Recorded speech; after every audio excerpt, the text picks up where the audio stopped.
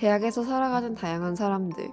누군가는 수많은 강의와 과제로, 누군가는 동아리로, 누군가는 아르바이트로, 각자의 방식으로 하루하루를 살아갑니다. 여기 학업과 육아로 하루를 채우는 사람들이 있습니다. 아이를 키우는 부모이면서 동시에 학생인 부모 학생.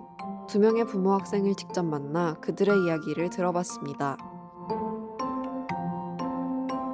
안녕하세요. 저는 서울대학교 환경대학원 박사 수료생 강미랑이라고 합니다. 저는 이제 보통 대학원생들과는 조금 다른 점이 아이가 셋이 있는데요. 첫째는 지금 7살이고, 둘째는 6살이고, 이제 셋째는 다음 달에 두 돌이 됩니다. 안녕하세요. 저는 고려대학교 교육공학빛 학습과학 전공의 박사 과정에 재학 중인 김선영이라고 합니다. 저는 현재 2명의 아이를 양육하고 있고, 첫째 아이는 만 3세, 그리고 둘째 아이는 만 2세입니다. 배우며 아이를 키우는, 아이를 키우며 배우는 사람들. 이들의 하루는 어떻게 흘러갈까요? 셋째를 아직 어린이집에 안 보내고 가정보육을 하고 있는 상태예요. 그래서 이제 아침에 일어나서 전 첫째, 둘째 어린이집 가기 위해서 등원 준비를 하고 있고요. 첫째, 둘째가 등원을 하면은 집에서 셋째랑 시간을 보내고 있습니다. 이제 낮잠 시간에 이제 제가 해야 되는 그런 연구들을 이제 조금씩 하고요. 셋째가 또 일어날 때쯤 되면은 또 첫째랑 둘째가 이제 어린이집에서 하원을 하고 와요. 그때가 저녁 시간도 되고 하니까 아이들 잠자기 전까지 같이 시간을 보내다가 아이들이 잠이 들고 나면은 이제 그 뒤로 또 저의 그 연구를 위해서 네, 밤 좀 늦은 시간까지 할 때도 있고요. 네, 그렇게 하루 일과를 보내고 있습니다. 보통 이제 어린이집이 8시 반에서 9시 사이에 등원을 시작하는데, 아이들을 보내고 저는 보통 남편이랑 집 청소를 하고 운동을 같이 가서 시간을 좀 보내다가 한 10시 반부터 아이들이 오기 전까지 4시까지 쭉 연구를 하고 있습니다. 아이들을 픽업을 해서 아이들이랑 8시 반까지 저녁 시간을 쭉 보내다가 아이들 씻고 먹이고 이제 재울 준비를 하는데, 아이들이 보통 이제 9시 반에서 10시 사이면 잠이 들거든요. 그럼 그때 이후로 또 이제 저희는 새벽까지 연구를 하고 네, 잠들고 그렇게 하루를 보내고 있습니다. 가장 어려운 점이 무엇인지 물었을 때 이들은 가장 먼저 절대적인 시간의 부족을 꼽았습니다.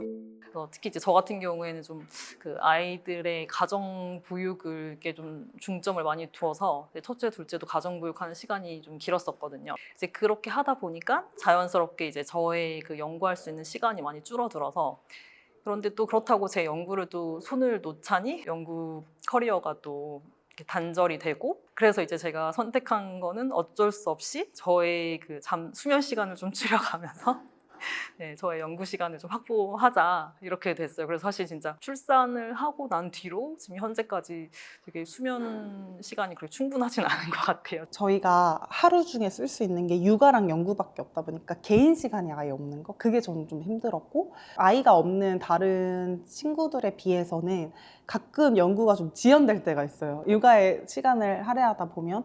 그랬을 때 이제 정말 하면 안 되는 생각이긴 한데, 내가 아이를 안 낳았다면 내 연구가 빨리 진척될 수 있었을까? 이런 생각은 해본 적이 있었던 것 같아요. 일단 워킹맘 보통 우리가 일가정 양립이라고 해서 양 이렇게 2개를 쓰잖아요. 근데 이제 부모 학생 같은 경우에는 트리플 이제 서퍼링인 거죠. 어떻게 보면 일도 있고, 왜냐면 생계도 많이 이어야 하니까 뭐 양육도 해야 되고 자기 학업도 있기 때문에 삼중고통이라고 할 수가 있죠. 이들이 겪는 어려움은 단순히 하나만 하기도 어려운 일을 2가지 이상 해야 하기 때문만은 아닙니다. 부모 학생들은 대학에서의 시간과 아이의 시간, 서로 다른 2가지의 시간 체계에 종속되기에 때로는 학술적인 활동에 참여하기 어려워 학업적 커리어의 한계를 느끼는 경우가 많습니다. 아무래도 아이들이 있다 보니까 특히 이제 해외 학회를 나가는 게 상당히 부담스럽더라고요. 제가 그 스케줄을 맞춰야 하다 보니까 국내에서 학회 같은 것도 참여를 이렇게 활발하게 하지를 못했던 점도 있고, 저의 학술 활동을 위해서 커리어 쌓기 위해서 이제 프로젝트를 참여를 하고 싶어서 학내 구성원분들이랑 얘기를 한번 나눈 적이 있었는데, 이제 어떤 분께서 뭐 본인이 육아를 병행하시는 분이랑 프로젝트를 한 적이 있는데 너무 힘들었다 이런 식으로 말씀을 하시면서, 이제 암묵적으로 육아를 병행하시는 분들은 프로젝트 참여가 좀 어렵지 않냐라는 식의 그런 식의 말씀을 좀 들은 적이 있어서, 근데 그 뒤로는 이게 현실인가 보구나, 어쩔 수 없는 현실인가 보구나라고 생각을 해서 그런 분위기가 암암리에 있는 것 같아요.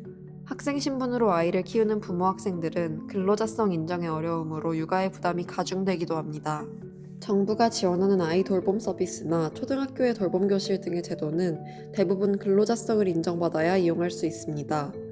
부모 학생의 경우 근로자로 인정받는 것이 아예 불가한 것은 아니지만 인정 가능 여부가 경우에 따라 달라지며 증빙 절차가 까다로워 제도적 도움을 받지 못하는 경우가 많습니다. 그 돌봄도 이제 우선은 맞벌이 부모를 대상으로 이제 신청을 받고, 그러다 보니까 지인들 중에도 아이를 돌봄 수업에 이제 넣고 싶은데 대학원생은 이제 근로자로 인정을 못 받아서 학교와 또 본인과의 싸움이 되는 거예요. 그래서 어떻게든 대학원생도 이제 근로자라는 거를 이제 증빙을 해야 되고, 그런 과정들이 너무 이제 힘든 거죠, 개인한테는. 부모 학생의 삶을 개선하기 위해 2012년 서울대에는 부모 학생 협동조합인 마민스누가 창립됐습니다.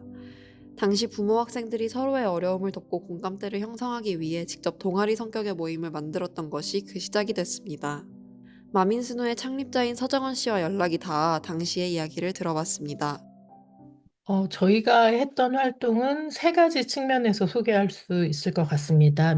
미시적인 측면은 자녀를 키우면서 공부하는 엄마 학생들, 그러니까 소그룹 차원에서 서로 공동 육아하거나 또 서로의 어려움을 공감해주고 지지해주는 그런 자조 모임적인 성격을 가진 활동들을 했어요. 특히 이제 우리가 사회적 역할을 여러 가지 역할을 하잖아요. 대학원생으로서의 역할, 엄마로서의 역할, 뭐, 한 개인으로서의 역할. 근데 이제 그 역할들이 중첩되고 거기에서 생기는 균열과 단층들이 있는데 그런 것들을 서로 공유하고 이게 나 혼자만의 경험이 아니라 공통된 경험이라고 확인되는 그 순간 우리가 느끼는 어떤 정서적인 무게감이라든가 부담이 약간 해소되는 경향이 있죠.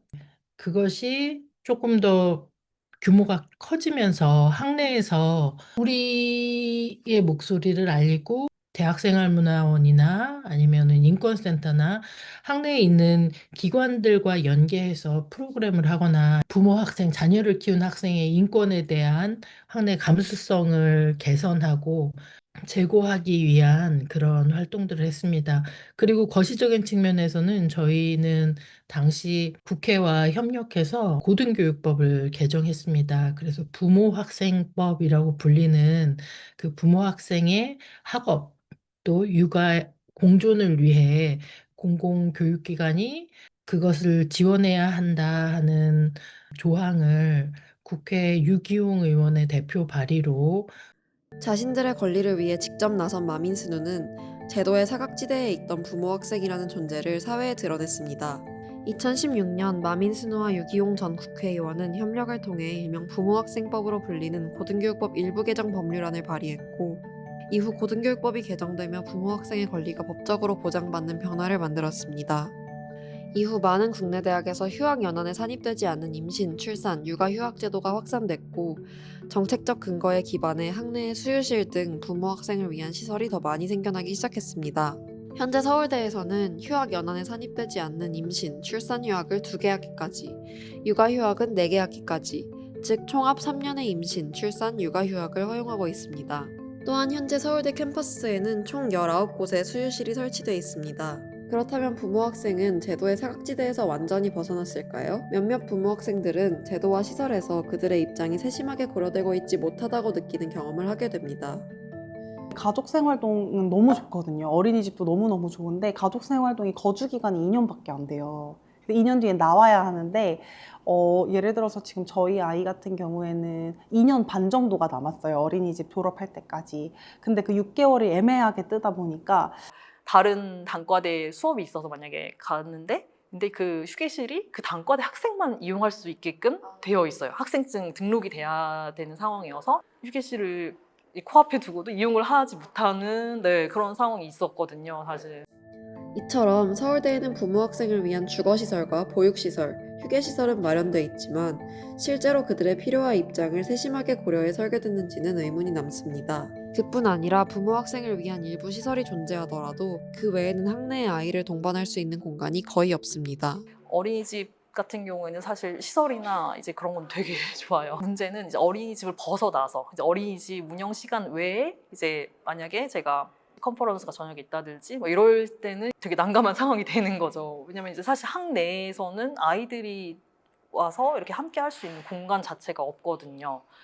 대학 문화 자체가 학생이 아이를 동반하는 상황에 익숙하지 않기도 합니다. 출산 이후에 아이가 아주 어린 시절에 이 아이를 떼어놓고 무언가를 독립적으로 할 수는 없어요. 누군가 풀타임으로 아이를 봐주지 않으면. 제가 예를 들어 아이를 안고 학교에 간다, 수업을 들으러 학교에 간다라고 했을 때 이런 것이 굉장히 용감한 행동이고 누군가를 굉장히 불편하게 할 수 있는 일이라는 거죠. 왜냐하면 주변 사람들은 당신은 학생이야. 학생에게 맞는 행동들이 있는데 아이와 동행한다는 것은 정상적 범주에 두고 있는 모습이 아닐 수 있잖아요. 그리고 한국은 그 정상 범주에 대한 정의가 굉장히 분명한 나라이고 그 정의가 조금 변경되거나 달라지는 것에 대한 저항도 어쩌면 클 수 있는 나라이기 때문에 아이를 가진 두 개의 몸을 가진 여성이 학교에 와서 수업을 듣겠다 했을 때 주변 사람들의 정서적 반응이나 거부감이 클수 이처럼 제도나 시설이 생긴다고 해서 부모 학생이 살기 좋은 대학과 사회가 곧바로 만들어지는 것은 아닙니다. 여전히 부모 학생들은 사회에서 비가시화되어 있는 존재이기에 인식의 부족과 여러 편견에 부딪힙니다. 부모 학생이 이렇게 주류는 아니다 보니까 사실 그렇게 인식이 있는 것 같지는 않아요. 제도가 생겼다고 해서 문화가 바뀌지는 않는 것 같아요. 그러니까 자녀를 가진 학생의 경우에 학문적 추구, 학문 후속 세대가 되기 위해서 학교에서 자신의 커리어를 밟는 중에 있어요. 그런데 지금 이 사람이 하고 있는 노동, 지식 노동은 그러니까 경제 활동으로 여겨지지 않는 경우가 많잖아요. 한 사람의 몫을 하는 경제 활동 인구로 분류되지 않을 가능성이 높아요. 너는 학생인데 아직 경제적으로 독립적이지 못한 사람인데 왜 아이를 낳냐? 부모 역할을 어떻게 하려고? 그러니까 다양한 목소리들에 노출이 돼요. 뿐 아니라 부모 학생들은 마치 부모로서의 삶이 없는 것처럼 학업에 많은 시간과 에너지를 쏟아야 하는 현실에 놓입니다. 책 아이는 얼마나 중요한가에서는 이렇게 말합니다. 연구의 모든 것을 오롯이 쏟아부어야 한다는 암묵적인 요구와 중단 없이 일률적으로 진행되는 커리어 방향이 보여주듯 여전히 이상적인 노동자라는 구시대적인 생각이 대학을 지배하고 있다. 이 책의 감수를 맡은 신하영 교수는 한 사람이 여러 역할을 가짐을 받아들이지 못하고 하나의 역할에 모든 것을 쏟아야 하는 듯 여겨지는 구조가 문제라고 말합니다. 학생은 교수 앞에 그리고 강의실에 진공 상태로 존재하지 않아요. 이 학생이 사실은 동생이 줄줄이 있어서 먹여 살려야 되는 학생일 수도 있는 거고, 이 사람이 가정이 없는 사람처럼 여기 존재한다고 생각했을 때 이 사람에게 너무 많은 것을 요구하게 되는 거잖아요. 근데 이 사람이 부모인 정체성도 있는 학생이라고 생각을 해야 하는데, 우리가 이 사람의 부모됨, 이 사람의 어머니됨을 지워야지만 마치 이 사람을 평등하게 대하는 것처럼 생각하기 때문에 더 데이터도 모이지 않고 더 드러나지도 않는 것 같아요. 그리고 스스로들도 학교에서 엄마스러운 모습을 보인다던가 그러면 좀 프로페셔널하지 못하다라는 생각을 하는 것 같아요. 근데 어떤 사람이 100을 전념해서 쏟아냈을 때 해야지만 어떤 정상성에 다다를 수 있는 구조라면 전 그 구조가 되게 병들었다고 생각해요. 그런데 아이러니하게도 그들의 본업인 학업은 육아를 위해 포기할 수 있는 것쯤으로 여겨지기도 합니다. 학생이지만 100% 미혼일 때와의 학생은 또 다르면서 완전히 워킹맘이라고 보기엔 또 어렵잖아요. 그러니까 뭐 워킹맘보다는 그래도 좀 수월하지 않을까 이런 시선들도 있긴 해요. 뭐 아기가 아팠을 때 달려갈 수 있잖아. 혹은 뭐 아프면 수업 빠지면 되지. 막 이런 것들이 있는데 사실 전혀 그렇지 않거든요. 부모 학생들이 부모로서의 삶과 학생으로서의 삶, 어느 한쪽도 포기하지 않아도 되는 건강한 삶을 살아가려면 무엇이 필요할까요? 먼저 무조건적으로 육아의 부담을 덜어주기보다는 부모로서의 역할도 충분히 수행할 수 있는 제도와 분위기가 필요합니다. 부모 학생뿐만 아니라 아이를 키우는 엄마로서 돌봄 제도라든지 우리나라 정부에서 지금 제공하고 있는 육아 관련된 제도들은 사실 그게 의미가 클까라는 생각이 들어요. 결국 아이들은 부모가 키워야 되는 건데 부모와 아이가 함께 할 수 있는 시간을 충분히 확보해 주는 게 가장 중요하지 않을까라는 생각을 저는 강력하게 하고 있습니다. 제 생산 권리도 있고 양육권도 있거든요. 그 연구자가 자기가 아이를 키우면서 성장할 수 있는 기회도 좀 보장해 줘야 된다고 생각을 해요. 그 사람이 양육에 어느 정도는 시간을 할애할 수 있게 해주지 못하고 이 사람을 자꾸 학교를 끌어내고 자꾸 이 사람을 아이하고 단절시키고 이런 것도 좋지만은 않다. 그래서 부모 학생에게는 부모 될 수 있는 권리도 충분히 보장해줘야 된다는 생각을 합니다. 부모로서의 삶만큼이나 학생이자 연구자로서의 삶도 그들에게 중요합니다. 저는 심지어 무슨 얘기도 들었냐면은 저건 졸업할 생각이 없는 거지 뭐 이런 얘기를 들었어요. 그러니까 그 사람의 그런 임신 출산 양육은 생애사적 사건이잖아요. 그 사람의 그런 것, 그 선택과 이 사람의 어떤 연구자로서의 진정성?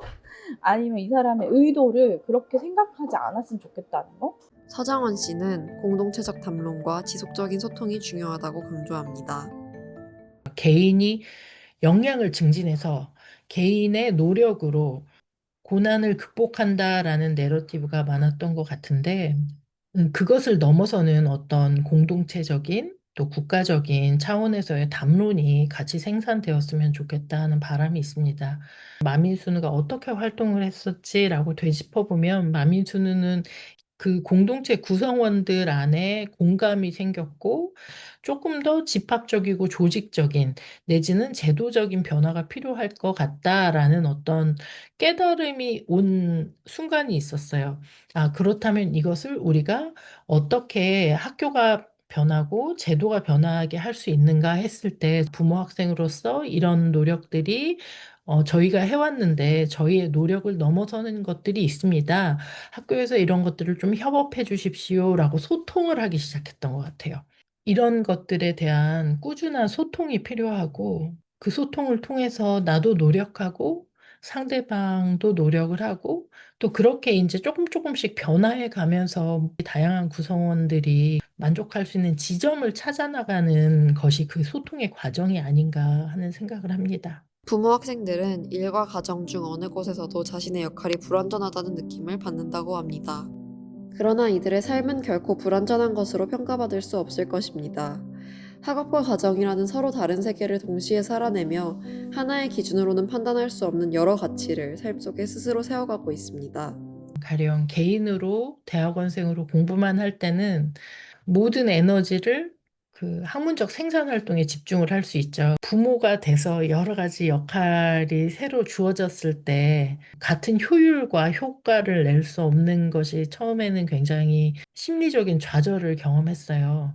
그러니까 근데 전체적으로 보면 생물학적인 재생산과 또 자녀를 키우는 노동을 하고 있는 거예요. 물론 그게 어떤 경제 활동으로 뭐 학문 활동으로 치환되진 않아요. 직업적인 기반을 다지는 학문 활동뿐만이 아니라 이 생애 과업으로서의 자녀 출산과 양육을 같이 한다라고 조금 더 거시적인 시각으로 보면 이 과정에서 경험하는 신체, 심리, 정서, 사회적인 부담에 대한 해석이 좀 달라질 것 같고 부모 학생들의 삶은 분명 쉽지 않아 보입니다. 그럼에도 그들의 얼굴에는 묘하게 비슷한 표정이 보였습니다.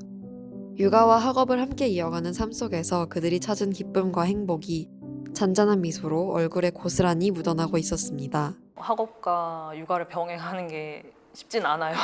상당히 어려운 환경인 건 맞고 그럼에도 불구하고 사실 뭐 공부든 뭐든 이제 본인이 뜻만 있으면 이제 환경이 어떻든 간에 그거를 다 헤쳐나가고 본인이 하고자 하는 거를 할 수 있어야 된다고 생각을 해요. 그리고 이제 아이들이 그 성장하는 것처럼 이제 저도 이제 학교에서 많이 배우면서 이제 또 저 나름대로의 또 성장을 하고 있다라고 느꼈고 또 제가 이렇게 학교에서 이제 공부하고 연구하는 거를 보면서 또 아이들도 엄마가 공부도 열심히 하고 있다라는 걸 많이 느끼고 있는 것 같더라고요. 그래서 이게 아이들과 이제 그 부모 간에 서로가 이제 좀 긍정적인 그런 시너지도 없지 않아 있는 것 같아서 힘들지만 그래도 지속 가능하게 지금 하고 있는 것 같습니다. 네. 근데 제가 학업을 하면서 가장 느꼈었던 거는 이게 단순히 그냥 어떤 분야의 전문가가 되는 게 아니라 그걸 넘어서서 학업을 하는 과정에서 저도 인격적으로 많이 성장을 하거든요. 이제 막 무너질 것 같을 때 아이들을 다시 생각해 보게 되는 것 같아요. 내가 결국 이 모든 힘든 무게를 짊어지는 것은 더 좋은 사람이 되기 위해서고 그 바탕에는 아이들이 있기 때문에 이게 다 가능하다고 생각이 돼서 저는 아이들이 저한테 정말 인생의 가장 큰 동기부여가 되는 것 같습니다. 육아와 학업이라는 두 세계를 오가며 어려움을 이겨내고 그들만의 행복을 찾는 일은 어느새 이들의 삶을 단단하게 지탱하는 기둥이 됐습니다. 우리는 누구나 여러 가지 역할을 가지고 세상을 살아갑니다. 학생으로, 친구로, 직장인으로, 부모로, 자녀로, 공동체의 구성원으로. 학생이면서 부모인 사람들. 두 삶이 겹쳐지는 지점이 그들에게 조금 더 편안한 곳이 될 수 있어야 하지 않을까요?